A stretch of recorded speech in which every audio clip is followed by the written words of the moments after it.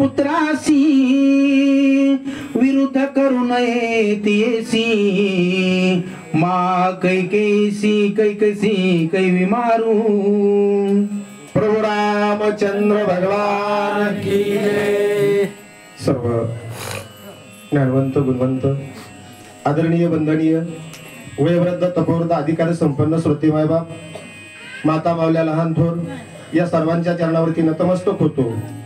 संत सद्गुरु बाळूमामा यांच्याही चरणावरती साष्टांग प्रणिपात करून भक्त शिरोमणी हनुमानजी आणि माजी गुरुवर्य गोपीचंद बाबा यांच्या चरणाचं स्मरण करून या ठिकाणी वेळेवरच्या शब्दामध्ये कथेचं अनुसंधान सांगण्याचा प्रयत्न करील. कथा गोड आहे बघा. लक्ष्मण जे आवेशामध्ये आले आणि सांगितलं दादा रामा मला आज्ञा करा. सर्व रामायण घडवण्याला मूळ कारणीभूत असणारी कोणही माता आहे, काही माता आहे. हिनच आपल्या वडिलाला दुःखाच्या खाईमध्ये लोटलंय. हिनच कौशल्या मातेचं अंतकरण दुःखी केलंय. आणि मग जे मूळ आहे त्या मुळावरच घाव घातल्यावर एवढचं दुःखाचं झाड राहील का? राहणार नाही. असा विचार आवेशामध्ये लक्ष्मणजीनं प्रभू रामचंद्राला सांगितला. पण ते रामच होते. राम होणं इतकं सोपं नाही बाबा. एवढं सर्व ऐकून घेतलं लक्ष्मणजी तर म्हणले लक्ष्मणा आपल्याकडे 4 पुरुषार्थ आहे.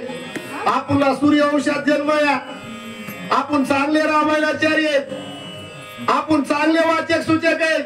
लोक आपल्याकडे चांगलं म्हणून बघतात. मग आपण कशी चूक करायची असं प्रभू रामचंद्र लक्ष्मणाला म्हणले. आपलं कुळ मूळ आपले गुरु 8 वचिष्ठ कुलगुरु आहेत आपले. वचिष्ठ गुरु माझ्याकडे डोळे पडून बघायला बघू ना काय.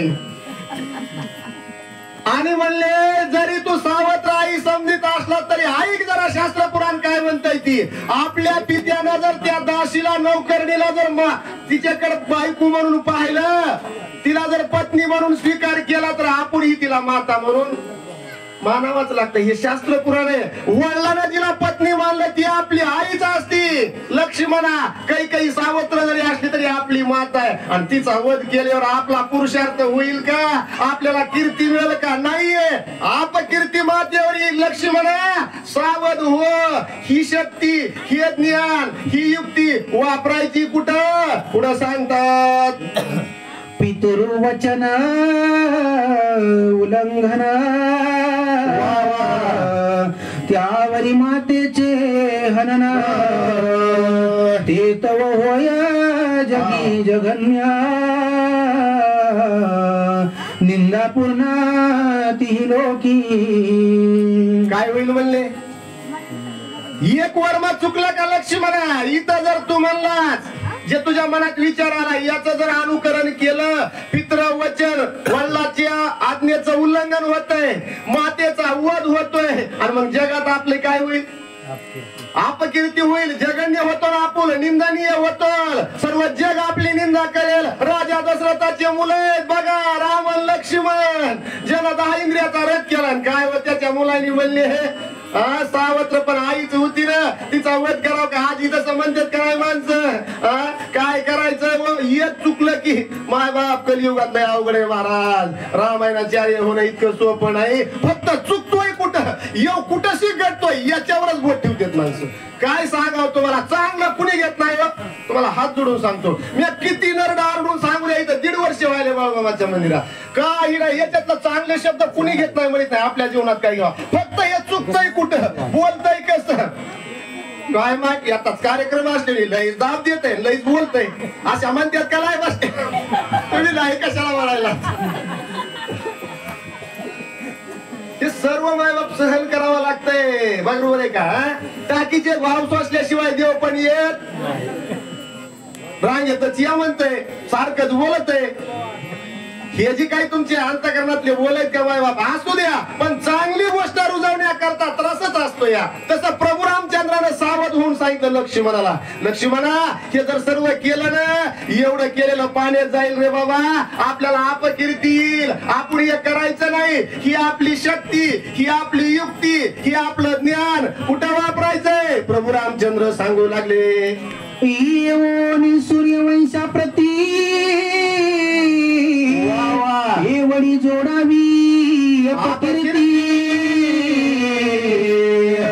सुमित्रा घडे ऐसी युक्ती पूर्वज सोबती स्वर्गस्थ. अहो ते राम होते महाराज. हा शास्त्रात शिरलं का साध्या साध्या गोष्टीचा विचार आहे.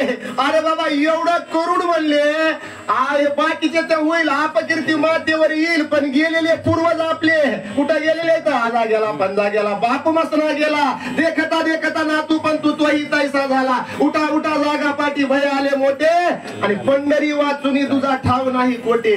आपले आजोबा पंजोबा गेलेत का नाही का राहिलेत ठेवलेत का कुणी मिठाच्या कणगीत सासून जायचंय प्रत्येकाला. हे जे पूर्वज आपले गेलेत का म्हणले इथं तर अपकीर्ती होईल ते पूर्वज आपल्यावर नाराज होतील म्हणले त्यांचा आपल्यावर कोप होईल. आणि एवढी युक्ती जर तू केलीस तर एवढ्या आपल्या दुःखाला कारणीभूत होतंय. मग ते न करता लक्ष्मणा आपण काय युक्ती केली पाहिजे असं प्रभू रामचंद्र सांगू लागले.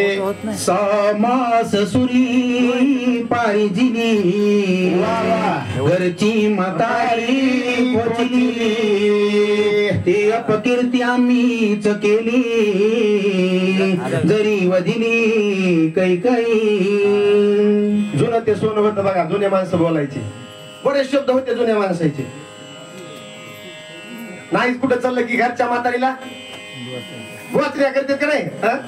आणखी एक शब्द होता माझे वडील सांगायचे एखाद्या माणसाविषयी बोलायचं नाही ते म्हणायचे ए पोरा सावध राहा का लोका अरे त्यो माणूस म्हणजे लय पिंडीवरला इचू. आता मला लहानपणी कळत नसं वैरट मला पिंडीवरला विचू. आता मला त्याचा ध्यान झालंय वडील का म्हणायचे ती पिंडीवरला विचू म्हणजे माहिती का महादेवाच्या पिंडीवर विंचू बसला. आता विंचू त्यो महारावाचा रटा कोणाला बसतोय महादेवाला नाही माराव तर विंचू. किती मार्मिक बोलणं होता बघा जुन्या माणसायचं. ते म्हणायचे त्याच्या नादाला लागू नका ते महादेवाच्या पिंडीवरला विंचू म्हणायचे. मग बरोबर आहे ना विंचावाला माराय जावा मार कुणाला लागतोय नाही माराव तर डंका हल्ल्याशिवाय राहत नाही त्याचा स्वभाव आहे. तसं महाराज इथं काय म्हणले माहिती का एखाद्या शस्त्राला धार लावली आपण धार मग त्याची धार लागली का चांगलं तीक्ष्ण झाले का कुणाकडे पाहायचं एखाद्या याच्यावर चालवावं लागेल ना आपल्याला. आणि मग तसं म्हणले त्या ठिकाणी ते शस्त्र काय करायचं घरच्याच माणसाचा किंवा घरच्याच म्हातारीचा हात अगर पाय तोडून बघायचा आणि म्हणायचं वा वा वा चांगलं शस्त्र चालते. इथं ववीत आलंय पदरच नाहीये. मग तसं म्हणले ती सुरी ते शस्त्र आपल्या घरच्या माणसावर चालवायचं का तसं विद्येचं सामर्थ्याचं धनुर्विद्येचं शक्तीचं आपल्याकडे बळ आहे. मग ते बळ आपण कुठे दाखवायचं आपल्या आईवर काही काही मातेवर तिचा वध करायचा म्हणतोच. म्हणजे हे कुठलं शास्त्र आहे म्हणले हे करू नये म्हणले. तर हे शस्त्राचा उपयोग आपण कुठं कुठं करावा याचा उपयोग कुठं येतोय ते शस्त्र कुठं वापरावं आपलं ज्ञान कुठं वापरावं आपली युक्ती कुठं वापरावी. लक्ष्मणा ऐक जरा नीट प्रभू रामचंद्र बोलतात अंगी बळा हे पूर्ण स्त्रिये मारणे पुरुषार्थ कोण पित्यासी दुःख देणे दारुण अंधपतनात आम्हासी. याला म्हणायचं धर्म संकट. अडचणीत सापडला का बघा प्रभू रामचंद्राने काय सांगितलं आपल्या अंगी बळ या पुरुषार्थ आहे म्हणून मातेचा वध करायचा का नाही. बरं आईचा वध केल्यावर वडिलाला आनंद होतो का असं होतंय का. आईला जर आपण त्या ठिकाणी काही वेळवाकडे बोलत आपल्या पिताश्री म्हणत का वा वा वा परा याच्यासाठी तुझा जन्म घेतला बोल तुझ्या माईला काय असं म्हणतात का. अरे काय उपयोग झाला बरोबर आहे का नाही असं म्हणत नाहीत महाराज. ते नाराज होतात ते दुःख आणि त्यांना दुःखी करून आईचा वध करून एवढी अपकीर्ती एवढं आपल्या मातेवर दुःख घ्यायचं म्हणजे आपण काय मिळविलं. ही कुठली सामर्थ्यता आहे का नाहीये. आपण कोणत्या वंशात जन्म घेतलाय आपल्या पूर्वजांनी काय केलंय याचं संपूर्ण ज्ञान प्रभू रामचंद्र लक्ष्मणीला देऊ लागले. अंगी बळाची दृढ प्रौढी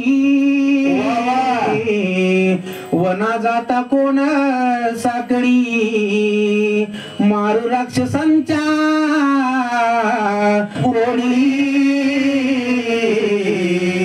सोडू बांधवडी देवाची. काय सांगितलं असं सांगावं बघा. पण असे रामासारखे ज्ञान सांगणारे भेटतच नाही. ते म्हणजे हा चलू देऊ तुझं तिकडे खड्ड्यात का जाऊन पडायला.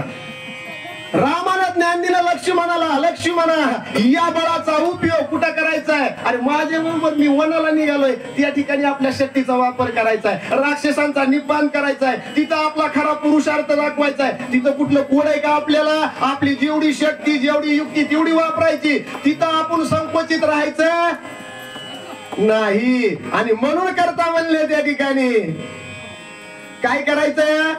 तिथं आपला उपयोग करायचा या, तिथं आपलं सामर्थ्य दाखवायचंय. म्हणून बाबा तू सावध हो, या ठिकाणी असणारा काही करू नको, हे असताना तुझं बळी इथं वापरू नको, असं प्रभू रामचंद्र सांगू लागले. बांधोनी स्वधर्माचा शेत दुष्ट निर्धाळू लंकानात कीर्तीन समाय त्रिलोक्यात हा पुरुषार्थ साधावा. काय साधावा? हा पुरुषार्थ साधावा म्हणले की आपण करावं. त्रिलोक्यामध्ये आपली ख्याती होईल, कीर्ती होईल, पसरल त्या ठिकाणी असणारी. आणि म्हणून करता म्हणले त्या ठिकाणी काय आहे की हे पुरुषार्थ करण्याकरता आपल्याला